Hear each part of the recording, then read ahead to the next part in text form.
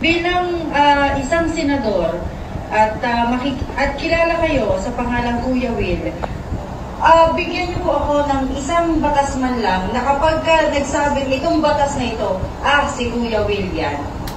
Okay, magandang tanong yan. Ha? Una, maiangat talaga ang buhay ng mga Pilipino. Na matulungan talaga. Ako para sa akin, ang batas dapat batas para sa mahirap.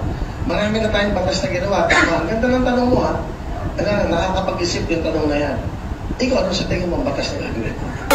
Babalik ko sa'yo. Ikaw, baka may suggestion ka. Hindi po ako senador. Hindi.